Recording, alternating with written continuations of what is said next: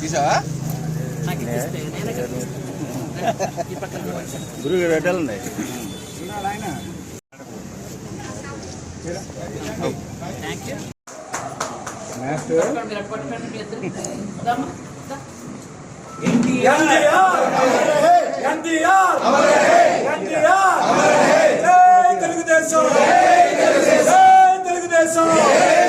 చంద్రబాబు గారి నాయకత్వం, చంద్రబాబు గారి నాయకత్వం. పార్వతీపురం తెలుగుదేశం పార్టీ చేసినటువంటి గౌరవనీయురాలు ప్రీతం నాయకురాలు మంత్రివర్యులు సంధ్యారాణి మేడం గారికి, అలాగే గౌరవ శాసనసభ్యులు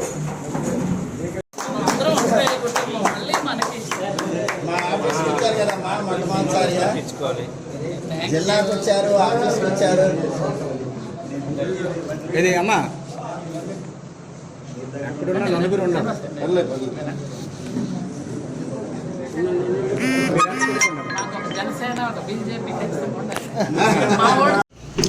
ఈరోజు పార్వతీపురం మన్యం జిల్లా ఉన్నటువంటి 4 నియోజకవర్గాలు మీ అందరి ఆశీస్సులతో, మీ అందరి దీవెనలతో, మీ అందరి అభిమానంతో మేము నలుగురం గెలిచాం. ముందుగా మన పార్వతీపురం మన్యం జిల్లా ప్రజలందరికీ నా హృదయపూర్వక నమస్కారం తెలియజేస్తున్నాను. నలుగురిని చాలా అద్భుతంగా గెలిపించారు, కనీ విని ఎరగని రీతిలో గెలిపించారు. కాబట్టి మన జిల్లాకి మేము నలుగురం కూడా రుణం తీర్చుకోవాల్సిన అవసరం ఉంది. అలాగే ప్రజలందరూ కూడా గత 5 సంవత్సరాలుగా ఎన్ని బాధలు పడ్డారో ప్రతి ఒక్కరికి తెలుసు. ప్రజలు పడినటువంటి కక్ష సాధింపులు, బాధలు, అక్రమ అరెస్టులు, అక్రమంగా ఆస్తులు లాక్కోవటం, ఇట్లాంటివన్నీ ఉన్నాయి. కాబట్టి వీటన్నిటికీ విసిగిపోయి వేసారి ప్రజలందరూ కూడా ఎలక్షన్ రోజు మీరు చూశారు, బస్సుల్లో, రైళ్లలో, చివరికి ఫ్లైట్లలో కూడా వేరే వేరే దేశాల నుంచి, వేరే రాష్ట్రాల నుంచి, వేరే జిల్లాల నుంచి తమ తమ స్వంత గ్రామాలకు వచ్చి రాత్రి 11, 12 దాకా క్యూ లైన్లో నిలబడి ఓట్లు వేసేటువంటి పరిస్థితి కేవలం ఈసారే వచ్చింది. ఇది ఒక పెద్ద చరిత్ర. చరిత్రలో మహానుభావుడు, విశ్వవిఖ్యాత నట సార్వభౌములు నందమూరి తారక రామారావు గారు పార్టీ పెట్టినప్పుడు ఒక అద్భుతమైన విజయం సాధించాం, అనూహ్యమైనటువంటి విజయం సాధించాం. దాన్ని మించి కూడా ఇప్పుడు 93% ఎమ్మెల్యేలు గెలిచారు అంటే 175లో 164, 93% ఎమ్మెల్యేలు గెలిచారు అంటే అది నిజంగా ప్రజలందరూ కూడా మా మీద పెట్టుకున్నటువంటి గౌరవం, విశ్వాసం, చంద్రబాబు నాయుడు గారి మీద ఉన్నటువంటి నమ్మకం. ఆ నమ్మకంతోనే ఈరోజు గెలిచాం. ఆ నమ్మకంతోనే, ఎందుకంటే గత 5 సంవత్సరాలుగా సైకో పరిపాలనతో విసిగిపోయి వేసారి గెలిపించారు. చంద్రబాబు నాయుడు గారు ముఖ్యమంత్రి అయితేనే ఈ రాష్ట్రం బాగుపడుతుందని, ఈ రాష్ట్రం అభివృద్ధి, సంక్షేమం 2 కళ్ళుగా సాగుతుందని గెలిపించారు. కాబట్టి ఆ దిశలో చంద్రబాబు నాయుడు గారి నాయకత్వంలో మేమందరం పనిచేయడానికి రెడీగా ఉన్నాం. మీరంతా కష్టపడి గెలిపించారు. చంద్రబాబు నాయుడు గారు ఆయనకి ఎంతో నమ్మకంతో నాకు మంత్రి పదవి ఇచ్చారు. నేను అందరికీ కూడా సేవ చేసుకుంటాను. ముఖ్యంగా మన మన్యం జిల్లాని అభివృద్ధి పదవిలో నడిపిస్తాను. మీ అందరికీ కూడా నేను మాటిస్తున్నాను. ముఖ్యంగా మీ అందరికీ తెలుసు, గత వారం రోజులుగా వస్తున్నాయి. 164 సీట్లు గెలిచిన మేము, 11 సీట్లు గెలిచిన వాళ్ళు 151 నుండి 11 అయ్యారు. మధ్యలో 5 లేచిపోయింది, 5 వెళ్ళిపోయింది. ఎందుకు వెళ్ళిందో మీకు అందరికీ తెలీదా?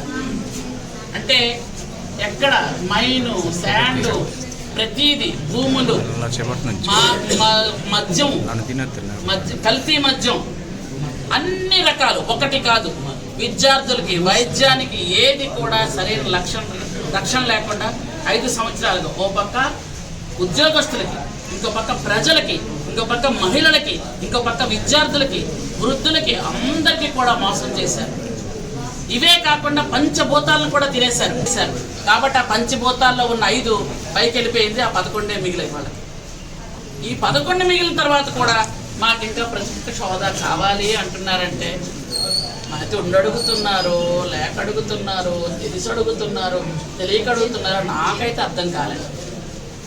మేము మర్యాదగా, చాలా సభ్యతగా, సంస్కారంతో ముఖ్యమంత్రి గారు ప్రమాణ స్వీకారం చేశాక, మంత్రులు చేసిన తర్వాత ప్రతిపక్ష హోదా లేకపోయినా మాజీ ముఖ్యమంత్రి అన్న ఒకే ఒక కారణంతో ఆయన ప్రమాణ స్వీకారం చేయమంటే